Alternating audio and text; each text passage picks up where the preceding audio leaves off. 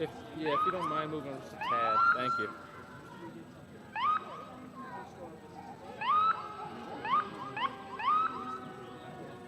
Thank you.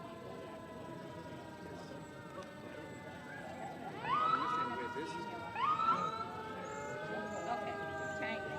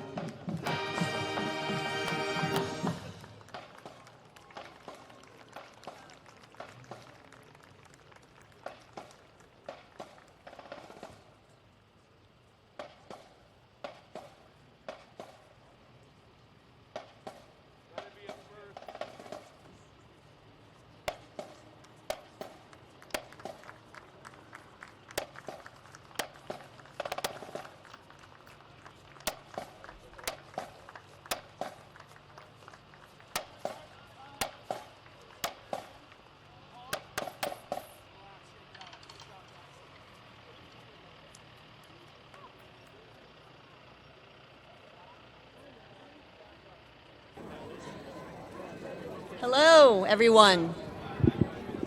Welcome to the Town of Easton's 2024. Hello? Oh, okay. All right. It's still morning, right? Still morning.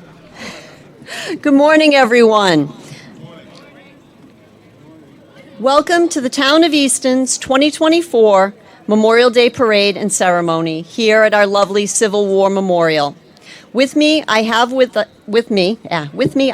our two Veteran Service Organizations representatives. I have Vice Chair Teresa Pedinko-Poole and command of the American Legion Post 7, and Commander Stephen Shaw of the VFW Post 2547. Also in attendance, we have Representative Carol Doherty. We have Senator Timilty's office represented by Timothy Guimond. We also have with us members of the Select Board. Turn up the volume, please. Can't hear a thing. So we have Vice Chair Chair of the Select Board, Dottie Fulgenetti, Vice Chair Craig Barger, Select Board Member Mark Lamb, and we thank you all for being here with us today.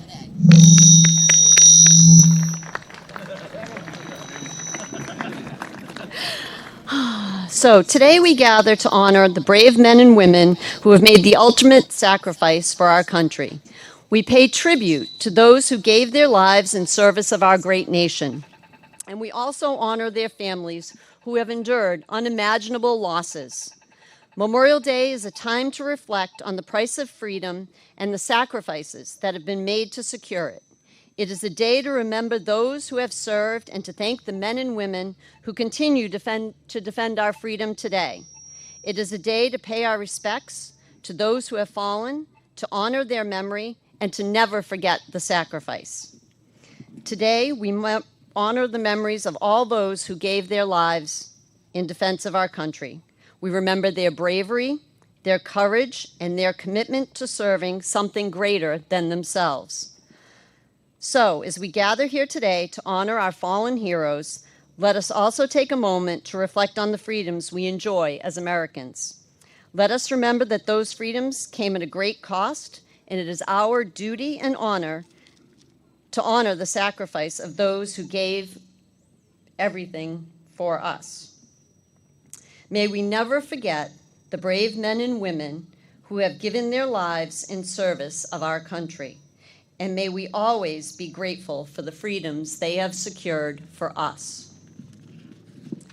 At this time, I'd like to invite the Scouts to the podium to lead us in the Pledge of Allegiance.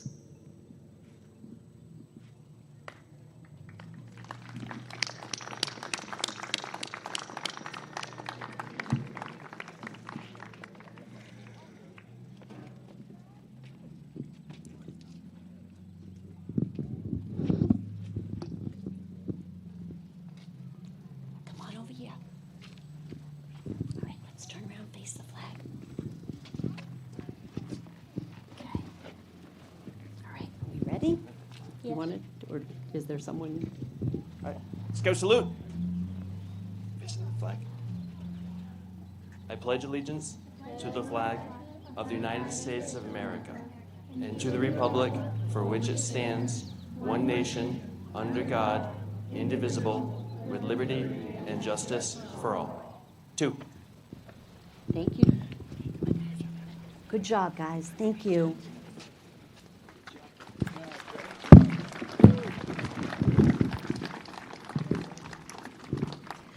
I would now like to invite Father Brad Metz to the podium to lead us in prayer.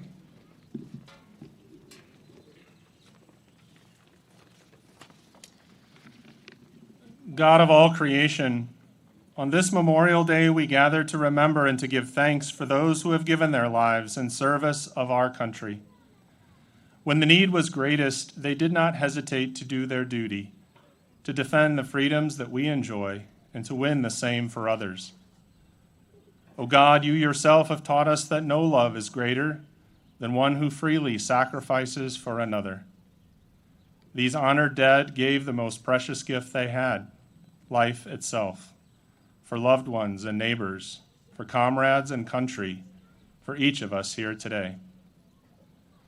Help us to honor their memory by caring for the family members they have left behind, by ensuring that their wounded comrades are properly cared for, by being watchful caretakers of the freedoms for which they gave their lives, and to strive for that day when no longer young men and women follow them to a soldier's grave. Until that blessed day, give us the strength and perseverance to bear these days when soldiers still bravely fall, when the reasons are deemed worthy and the causes are for justice. O Holy One, help us to remember that freedom is not free. There are times when its cost is indeed dear. Never let us forget those who have paid so dearly to ensure that freedom would be our legacy. Though their names may fade with the passing of generations, may we never forget what they have done. Help us to be worthy of their sacrifice. O God, please help us to be worthy. Amen. Thank you, Father. I would now like to invite Sean O'Rourke from Oliver Ames High School to the microphone to lead us with the national anthem.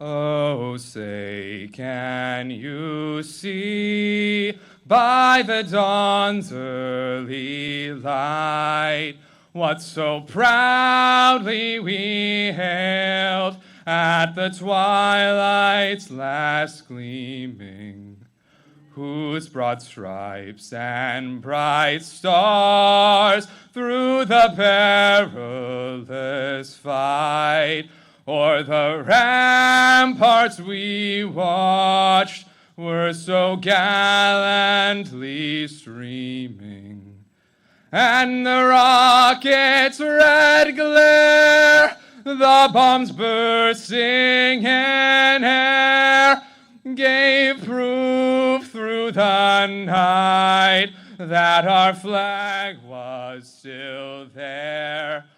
Oh, say, does that star-spangled banner yet wave o'er the land of the free and the home of the brave?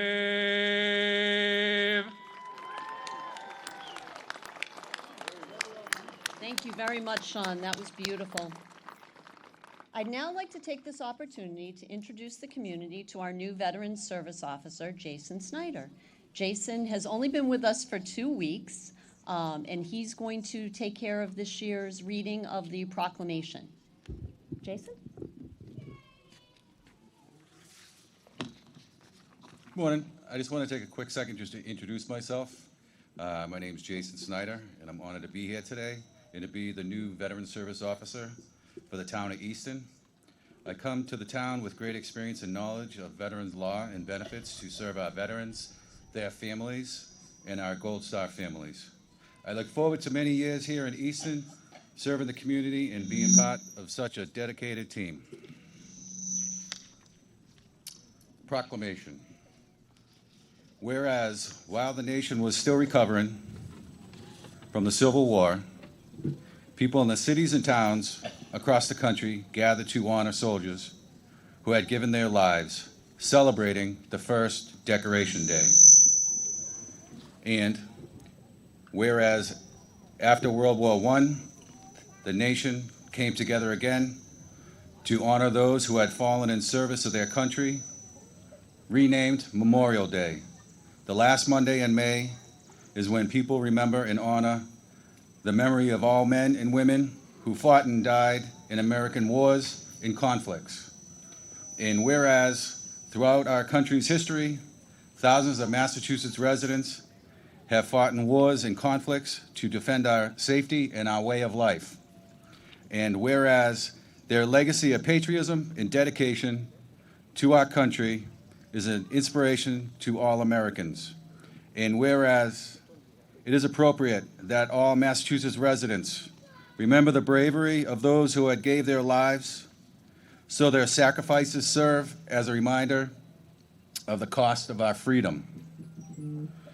Now, therefore, Maura T. Haley, Governor of the Commonwealth of Massachusetts, do hereby proclaim May 27th, 2024 to be Memorial Day, and urge all residents of the Commonwealth to take cognizance of this event and participate fittingly in its observance.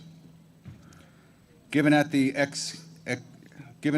Executive Chamber in Boston this 27th day of May, the year 2024, in the independence of the United States, the 247th, signed by Her Excellency Maura T. Haley, Governor of the Commonwealth, Kimberly Driscoll, Lieutenant Governor of the Commonwealth, and William Francis Galvin, Secretary of the Commonwealth. Thank you.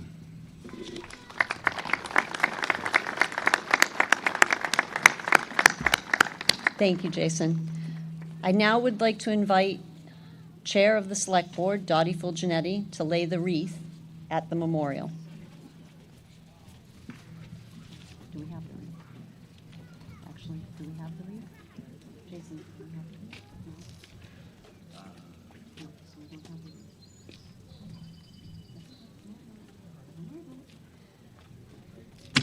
Miscommunication, didn't bring the wreath.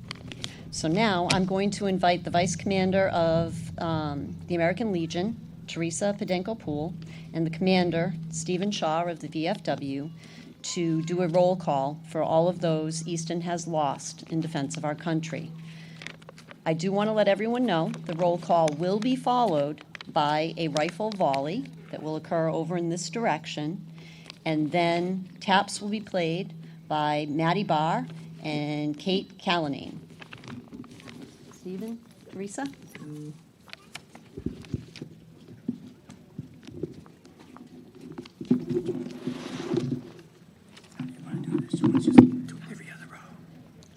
Okay, go ahead.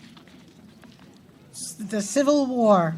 Easton has built this monument behind us in memory of her sons who died for their country in the war which destroyed slavery and preserved the Union. We honor their names today, as well as those of other conflicts. Charles Bellows, Martin Cunningham, Daniel Donovan, Thomas Duffy, Samuel H. Gilmore, John D. Haney, E. Granville Howard, William A. Lothrop, Theodore Mitchell, James McCullough, John Phillips, Seth Ramsdell, Peleg F. Randall, Michael E. Roach, Albert Tilden, Charles S. Torrey. Benjamin Brody, Major Crockett, Henry T. Drew, Seth Dunbar, Franklin Godfrey, Edward Hansel, James Humphrey, Calvin Marshall, John Mullen, Jose Packard, Minor Phillips, Ansel Randall, Felix Randall, Richard Severs, George Tilden, Charles Willis. Charles L. Britton Jr., George H. Davis, John Duffy, Jason F. Eldridge, John Goulding, Mason A. Hill, Addison A. Lothrop, Michael Millerick, Patrick McCount, William M. Packard, H. Frank Poole, John Randall, John Richards, Cornelius Slattery, J. Manley Tinkham. Okay. World War I, we have Wilfred Knowles, George Shepard, Private George Francis Schindler, Second Lieutenant Oliver Ames, Jeremiah Sullivan, Chester Smith, Lawrence Swift, and George Workman. Camp at No, Camp no, Devens. That's it for World War I. World War No, II. right here. One- Villers Turnout. That's where they. Oh, okay. That's where they served over here. That's where they served. Oh, okay. Right here. That's where- Patrick F. Shea Jr., Oliver Ames Parker, Frank W. Hewitt, Anthony Pontes, Robert E. Hagland, John Texera, Albert E. Ham, Stanley H. Smith, Evan Sharp, Anthony F. Souza, Robert E. Chisholm, Paul E. Farrell, Brian Nolan, Robert F. Fernandez. In the Korean War, it was just Robert Thompson. Vietnam War, Edward F. Smith, Robert J. Todd, Lieutenant Kenneth W. Scully.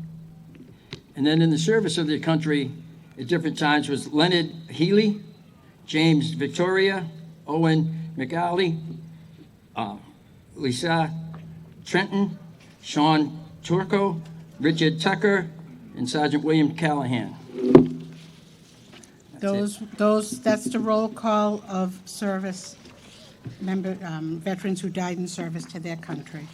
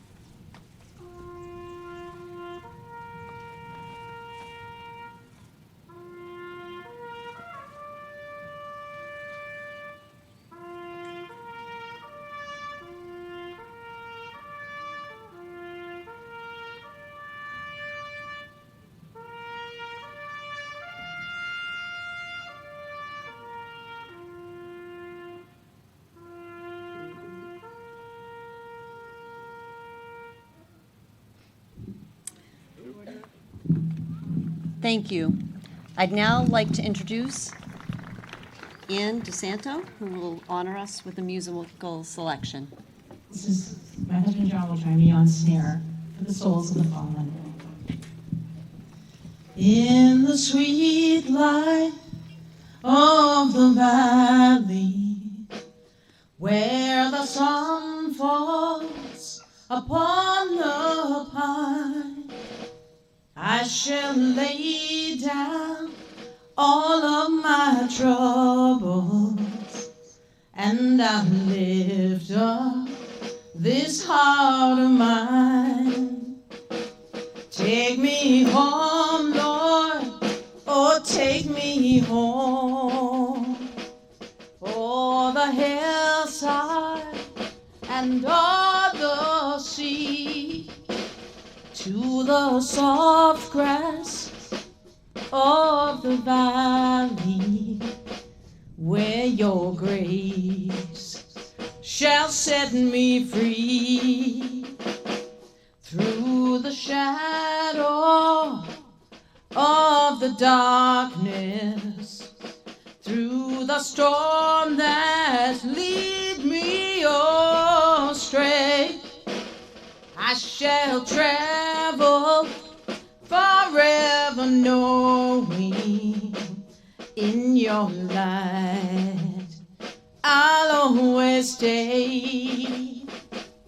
Take me home, Lord, oh, take me home. Oh, the hillside and all the sea, to the soft grass of the valley, where your grace shall set me free. Take me home, Lord, oh, take me home. Oh, the hillside and all the sea, to the soft grass of that valley, where your grace shall set me free.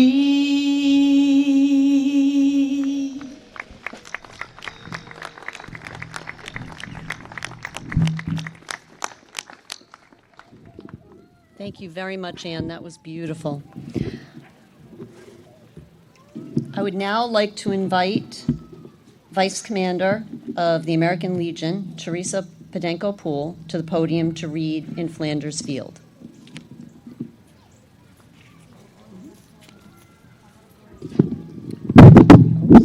Sorry.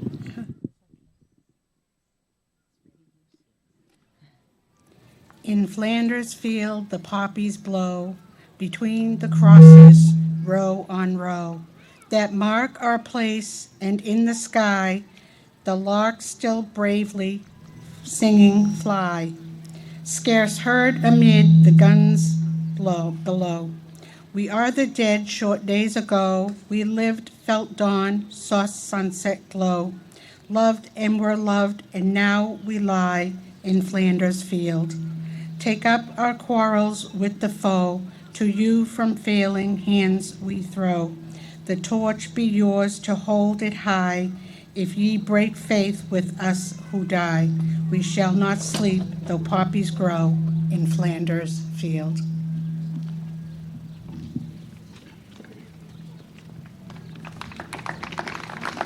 Thank you, Teresa.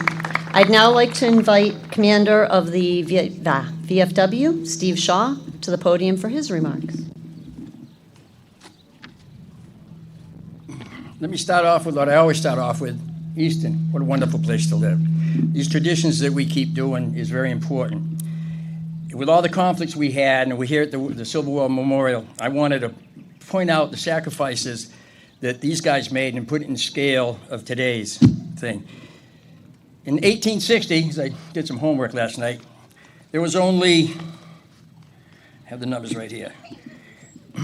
There was only 1,555 men, 1,504 women, and 5 free black men and 6 free black women. That's all Easton had. It was a little bit over 3,000 people. Out of those soldiers of the 1,500, all of them didn't go to war because that was all males from all ages. So you have to figure, okay, somewhere around probably about 1,000 soldiers went to war and 47 didn't come back out of 1,000. If we would put that in today's scale of the population in Easton now, we would be 360 soldiers would have lost their lives today. So that just goes to show you the commitment that Easton made way back when and how that changed this community forever. If you had 47 of those guys still alive back then, the grandfathers, the families would have been different, everything would have been different, but they sacrificed for the cause at the time, and we know what that cause was. And that's the same with every veteran. He ends up going there for a cause, mostly for freedom. Freedom for somebody, not normally freedom for ourselves, it's always for somebody else that we seem to sacrifice the most. And on days like today, I want you to stop to think about all those things, and if 360 people weren't in high school in the next 4 years, or 360 people that you know between the ages probably 20 and 55 would probably be about the average, how this town would look different today and how you would think differently about this town. And that's the price that they paid during the Civil War. That's what they lost. That's a massive amount of people for the population that they had. And so as the generations have gone on and the different wars have gone on, please understand that it's very important that we keep these traditions up. For the guys that saved freedom for the world, World War II guys, the Korean guys that freed people, I mean, it's always been about that. We're not very selfish when it comes to sacrificing ourselves, it seems, to other people. So Easton should be very proud of its past, and I'm very proud to live in Easton now. I didn't always live in Easton, but I'm proud to be here now. Thank you very much. I appreciate you all coming.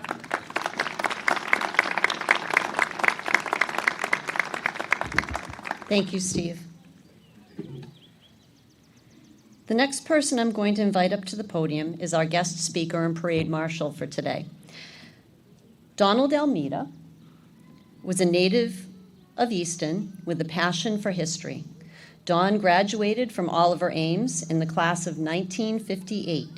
He is a 15-year Naval Reserve veteran of the Cold War and the Vietnam War era, who served in air operations on board the aircraft carrier USS Wasp and in air operations and recruiting at the Naval Station at South Weymouth as a petty officer first class.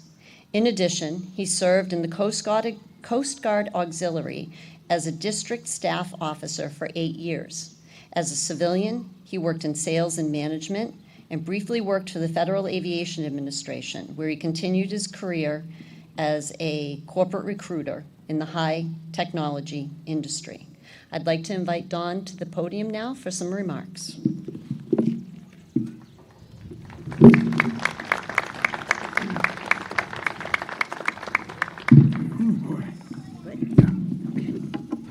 Now hear this.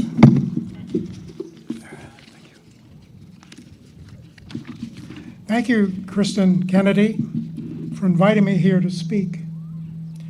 Members of the American Legion and the VFW, veterans, Gold Star families, Select Board members, State Representative Carol Doherty, Senator Timilty's representative, the clergy, distinguished guests, first responders, and observant Memorial Day audience members. I think I covered everyone. As an aging senior citizen and recent cancer survivor, I'm reminded by some of the haunting lines from Robert Frost's famous poem, Stopping by Woods on a Snowy Evening. And they are, "The woods are lovely, dark, and deep, but I have promises to keep, and miles to go before I sleep, and miles to go before I sleep." I was born just before this country entered World War II, and I feel obliged now to speak publicly about personal eyewitness history as a spectator during my remaining time in this world, in addition to the origins of Memorial Day.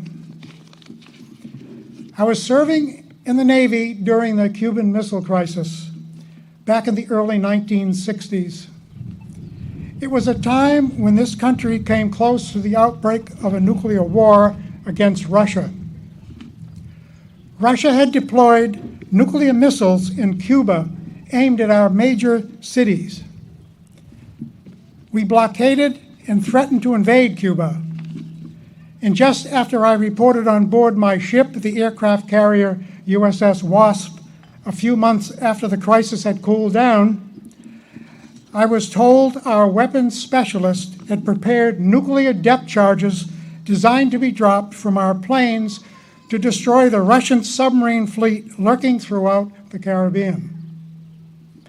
Code name for preparing these special weapons was Operation Chopsticks. And by the way, in this country, only the president has the authority to launch nuclear weapons. Back then, in Russia, that authority to launch was delegated down to the level of a submarine captain. There were 4 Russian submarines in the Caribbean that had nuclear torpedoes, we found out later. After Russia finally backed off, when we agreed to move our missiles from Turkey, and they were aimed at Russia, we continued to practice Operation Chopsticks. Meanwhile, a fleet of Russian freighters was deployed to carry their missiles back home. During the withdrawal, while one of the Wasp's helicopters was hovering over a Russian freighter taking pictures, the freighter's captain motioned to the pilot to lower his rescue basket. He then placed a bag into the basket. When the crewman retrieved the basket and opened the bag, he found a jug of vodka.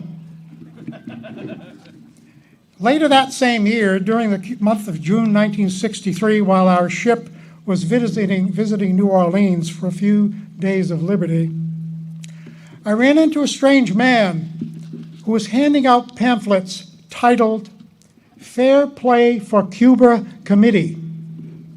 Years later, after reading a book written by Norman Mailer, I discovered that man was Lee Harvey Oswald, who assassinated President Kennedy 5 months after I first saw him.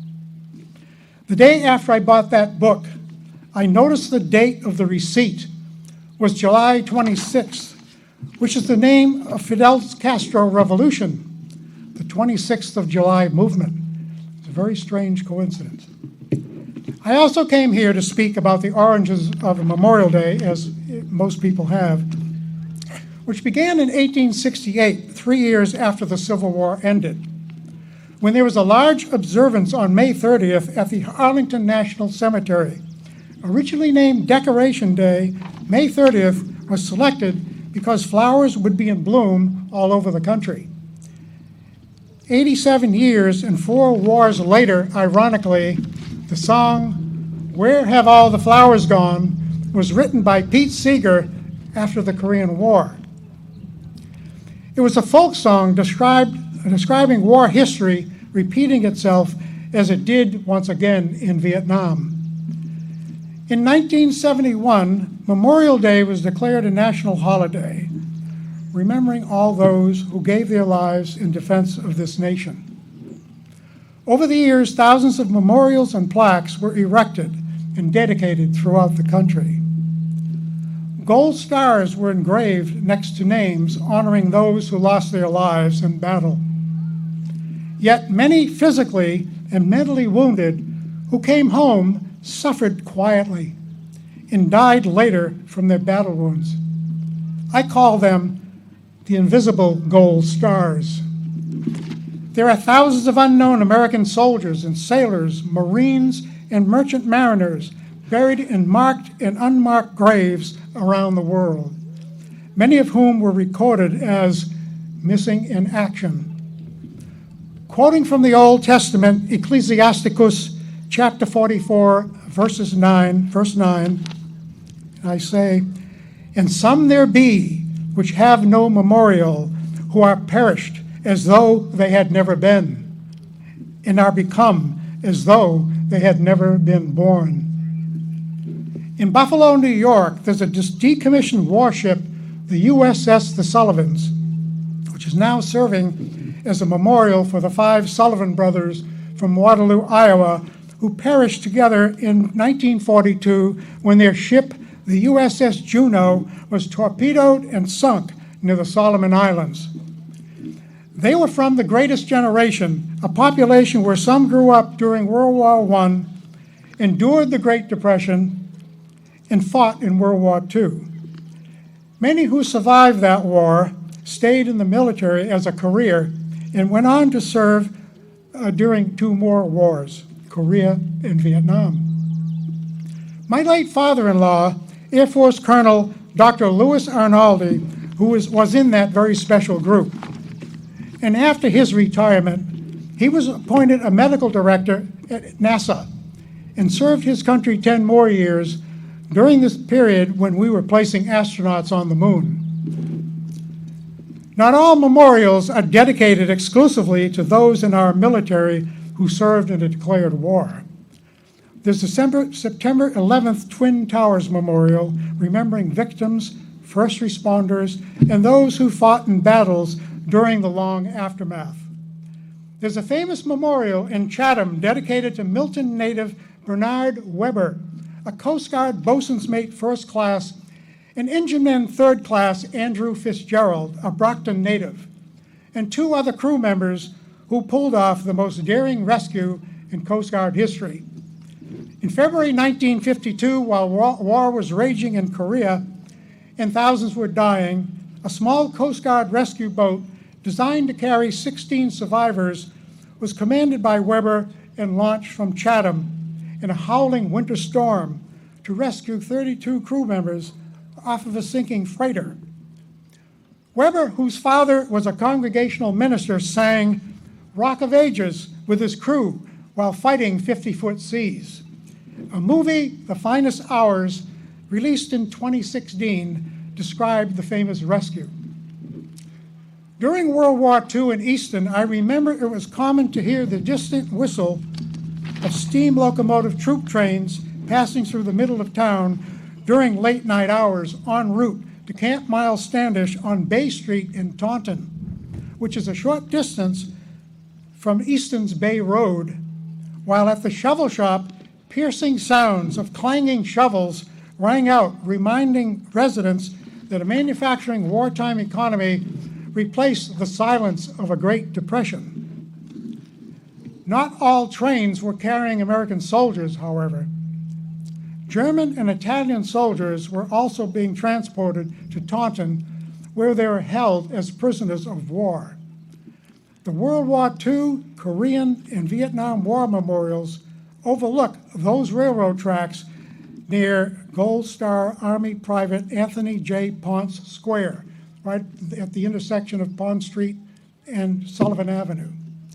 And by the way, Tony, as he was called, grew up with my uncles and cousins who fought in the war, and he lived nearby in the same house on Pond Street where Congressman Oakes Ames was born upstairs on the second floor.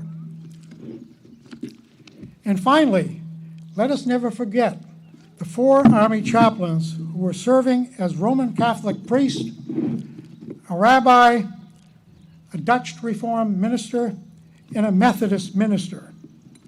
They met at the Army Chaplain School at Harvard and were transferred locally, passing through Easton by train, also to Camp Miles Standish in Taunton.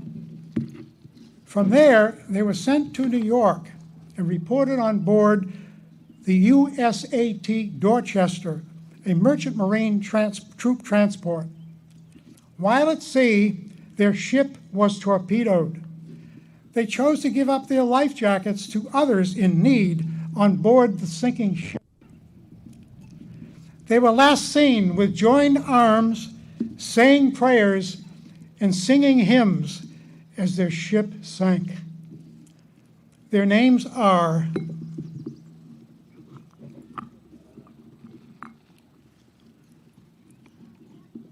the Reverend George Lansing Fox,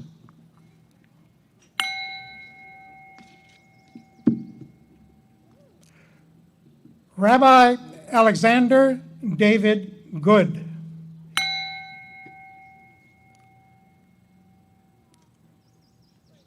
the Reverend Clark Vandersall Poling,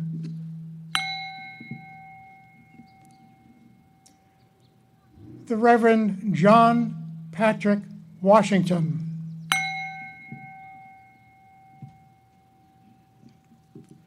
O hear us when we cry to thee for those in peril on the sea. I'd like to finish with a quote from President John F. Kennedy.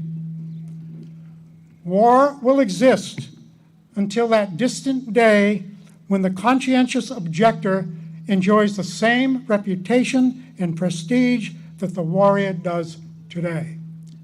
Thank you.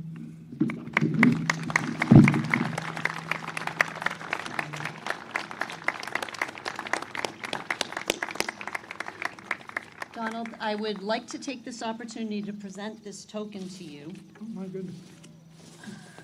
For those of you who aren't familiar, this is a flag made from reclaimed wood by our own local Shoveltown Flags, proprietor Chris Mills, and he has generously donated this to our parade marshal, and he has.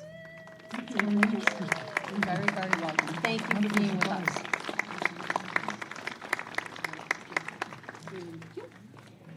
Awesome.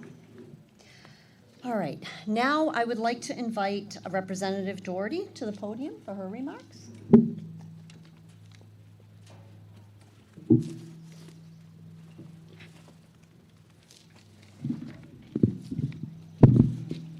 Thank you very much. I am very moved by the remarks of our parade marshal, the history shared with us, and particularly the personal stories. I think that it is those personal stories, particularly from among our veterans, that bind us, that bring us closer to the history of our country and make us appreciate our veterans even more. And I am particularly pleased to join my colleagues in government, the members of the community of Easton, and particularly our veterans. So thank you very much for inviting me to offer a few remarks. Today, as we gather to honor the brave men and women who have laid down their lives in the service of our country, we are reminded of the enduring legacy of sacrifice and courage that defines our community and our nation. For nearly 2.5 centuries, American patriots have answered the call to serve, and Easton has always been a proud contributor to that legacy. During the Second World War, when Easton's population was under about 6,000, a staggering 500 of our residents answered the call to serve. The World War II monument in our town stands as a solemn testament to their courage and dedication. These heroes put their lives on hold, stepping into the breach to defend freedom, democracy, and humanity. Many of them did not return, their sacrifices marking a profound chapter in our town's history. On this Memorial Day, we honor all service members who have lost their lives, but this year particularly, let us keep our World War II veterans in our hearts and on our minds.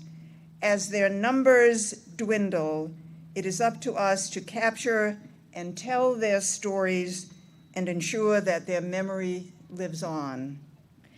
As we observe this Memorial Day, we bow our heads in reverence, reflecting on the sacrifices made by the fallen. Their devotion to our country and its ideals demands that we, the living, carry forward the torch of their legacy. It's not enough to remember them just today. We must embody the principles for which they fought and died every single day. Today, let us also remember the 22 veterans each day who die by suicide. We can and must do more to support those returning from overseas service. Veterans returning to civilian life must be lifted up by communities like Easton and given the support they need to ease that transition. The freedoms we cherish are fragile and must be vigilantly protected. It is up to each generation to ensure that the ideals of opportunity, freedom, and justice remain alive. As we honor our fallen heroes today, let us also recommit ourselves to preserving the values they held dear, ensuring their sacrifices were not in vain. And let us take heed of the words passed down the ages by the English poet Lawrence Binyon's work, For the Fallen. If you indulge me for just one more moment, I'll share that poem. They went with songs to the battle. They were young, straight of limb, true of eye, steady and aglow. They were staunch to the end against odds uncounted. They fell with their faces to the foe. They shall grow not old as we that are left grow old. Age shall not weary them, nor the years condemn. At the going down of the sun and in the morning, we will remember them. I thank you very much for this opportunity and the opportunity to serve the town of Easton. I appreciate you, and I especially appreciate our veterans. God bless you. God bless these United States. Thank you.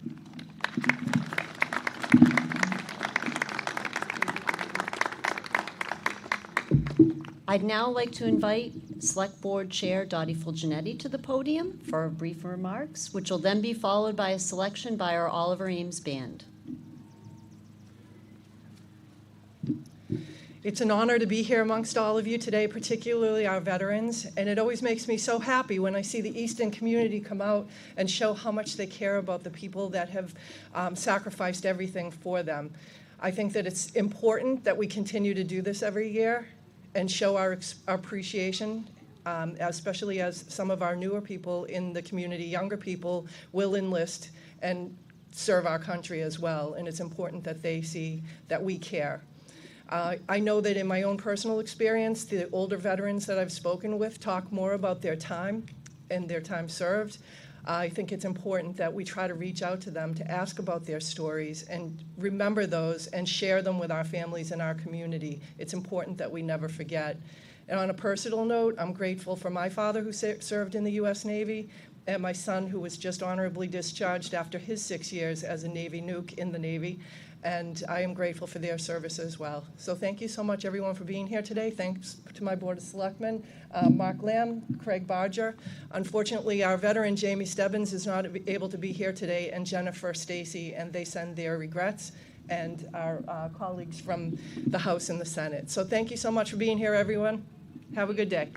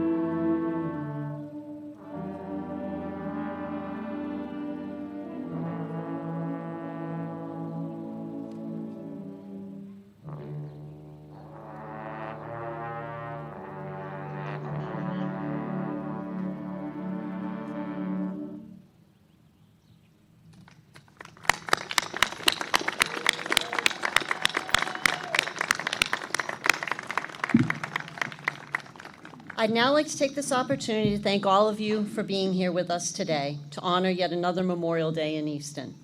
I'd like to thank ECAT for being here to film and broadcast this ceremony so that those who could not make it here in person are afforded the opportunity to honor and celebrate Memorial Day. I'd also like to thank the Easton DPW, Police Department, and Fire Departments for their support at this event as well. Thank you all that support the work that we do here in Easton to support our military and veteran families. We are all very grateful for your service. In closing, if you know of anyone in need, veteran or not, please reach out to my office at Health and Community Services. We want to be here for all of you. So now, this concludes the 2024 Easton Memorial Day ceremony, and I hope you will all join us down at the Old Center Street School where Flashback Frank's has got some hot dogs for all of us to enjoy while we enjoy spending time together as a community. Thank you all very much.